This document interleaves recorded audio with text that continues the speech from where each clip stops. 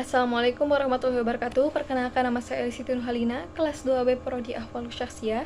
Ingin menyampaikan sebuah materi presentasi fikih munakahat yang berjudul mahram. Pengertian mahram dalam syarat pernikahan, mempelai perempuan disyaratkan tidak memiliki hubungan mahram dengan laki-laki yang ingin dia nikahi. Nah, terbagi ada dua jenis pengharaman secara bersifat abadi, yaitu mu'abbad, dan yang kedua ada pengharaman yang bersifat temporal, yaitu mu'aqqad. Perempuan yang haram dinikahi selamanya ada pengharaman karena hubungan kerabat, yaitu ada 4 macam. Yang pertama, orang tua seseorang dan nasab ke atasnya. Mereka adalah ibu dan nenek, ibunya ibu atau ibunya bapak. Berdasarkan firman Allah surat An-Nisa ayat 23, "Hurrimat 'alaikum ummahatukum."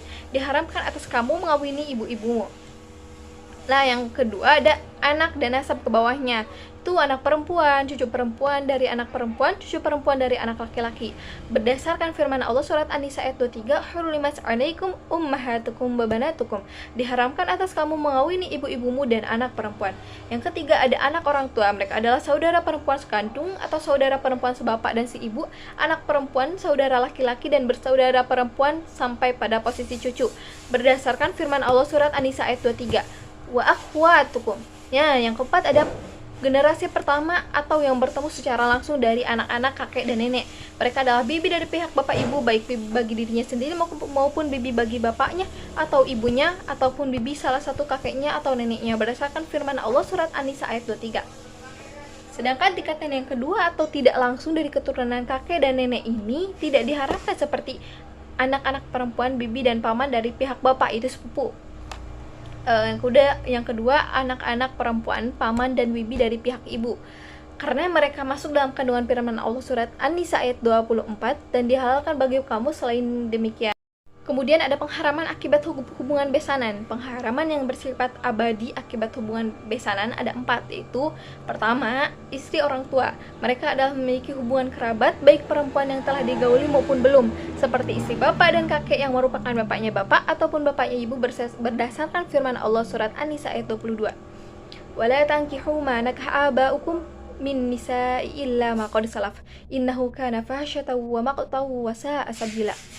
Dan janganlah kamu menikahi perempuan-perempuan yang telah dinikahi oleh ayahmu kecuali kejadian pada masa yang telah lampau. Sungguh perbuatan itu sangat keji dan dibenci oleh Allah, dan seburuk-buruk jalan yang ditempuh. Selanjutnya ada istri anak.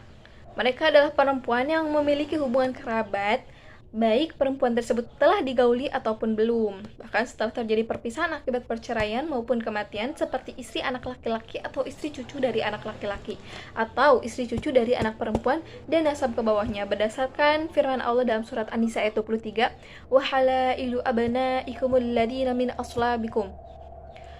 Dan diharamkan istri-istri anak kandungmu menantu. Mazhab Hanafi menyatakan tidak ada perbedaan jika anak laki-laki tersebut berasal dari hubungan atau sepersusuan. Istri anak laki-laki atau istri cucu laki-laki dari anak perempuan akibat sepersusuan haram untuk selamanya. Nah, yang ketiga ada orang tua istri dan nasab ke atasnya. Mereka adalah ibu mertua dan neneknya, baik nenek dari pihak ibu maupun dari pihak bapak, berdasarkan firman Allah dalam surat An-Nisa ayat 23, "Wa ummahatun nisaikum." Itu ibu-ibu istrimu, yaitu mertua. Nah, yang keempat ada keturunan istri dan nasab ke bawahnya. Mereka adalah anak-anak tiri jika seorang laki-laki telah menggauli istrinya. Firman Allah dalam surat An-Nisa ayat 23, "Warabaibukum allati fi hujurikum min nisaikum allati dakhaltum fa illam takunu dakhaltum fala junaha 'alaikum." Artinya, anak-anak perempuan dan istrimu, itu anak tiri yang dalam pemeliharaanmu dari istri yang telah kamu campuri.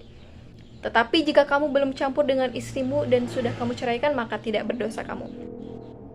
Nah, selanjutnya ada pengharaman akibat hubungan sesusuan.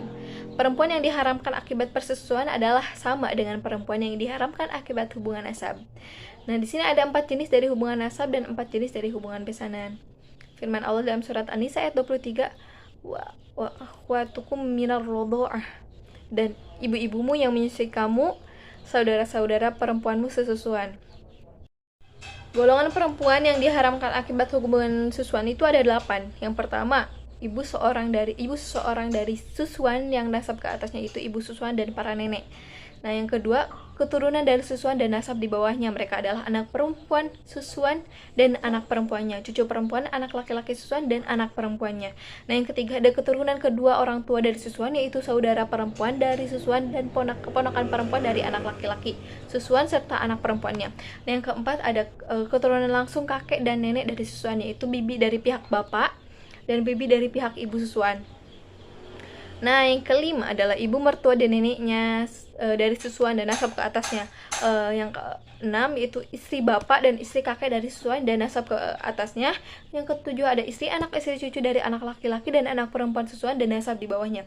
Nah, yang kedelapan ada anak perempuan, istri dari susuan dan cucu perempuan dari anak-anaknya dan nasab di bawahnya jika istri telah digauli. Yang kedua ada perempuan yang diharamkan secara temporal, yaitu akad. Di sini terdapat perempuan yang ditalak 3, yaitu istri yang ditalak 3 kecuali sudah ada muhalil yang telah digauli oleh suami barunya, juga telah berakhir masa idahnya. Selanjutnya ada perempuan yang memiliki ikatan perkawinan dengan suami yang lain. Adalah perempuan yang memiliki keterikatan dengan hak orang lain sebab perkawinan atau idah. Yang pertama, perempuan yang telah menikah. Yang kedua, perempuan yang masih dalam masa idah. Nah, yang selanjutnya adalah perempuan yang tidak beragama samawi. Seorang muslim tidak boleh kawin dengan seorang perempuan musyrik. Madhab Hanafi dan Syafi'i mengatakan bahwa memasukkan perempuan yang murtad ke dalam golongan perempuan yang musyrik. Nah, perempuan yang tidak beragama samawi itu pertama hukumnya pernikahan perempuan muslimah dengan laki-laki kafir secara ijma haram hukumnya berdasarkan surat Al-Baqarah ayat 221, surat Al-Mumtahanah ayat 10, kemudian surat An-Nisa ayat 141. Yang kedua hukum pernikahan dengan perempuan ahli kitab. Para ulama sepakat untuk membolehkan kawin dengan perempuan ahli kitab berdasarkan firman Allah surat Al-Maidah ayat 5. Kemudian saudara perempuan istri dan para mahramnya dilarang mengawini pada waktu bersamaan antara saudara perempuan dengan bibinya dari pihak bapak. Klasifikasi mahram. Yang pertama, penghalang yang bersifat abadi, yang disepakati akibat nasab, akibat besanan, akibat susuan. Yang diperselisihkan akibat zina, akibat li'an. Pengharaman yang bersifat muakkad itu halangan secara general, halangan gabungan, halangan akibat perbudakan, halangan akibat kekafiran, halangan akibat ihram, halangan akibat sakit, halangan akibat idah, halangan akibat talak 3, halangan akibat suami istri. Baik, mungkin hanya itu saja yang dapat saya sampaikan. Mohon maaf atas segala kesalahan dan kekurangannya. Wabillahi taufiq wal hidayah. Wassalamualaikum warahmatullahi wabarakatuh.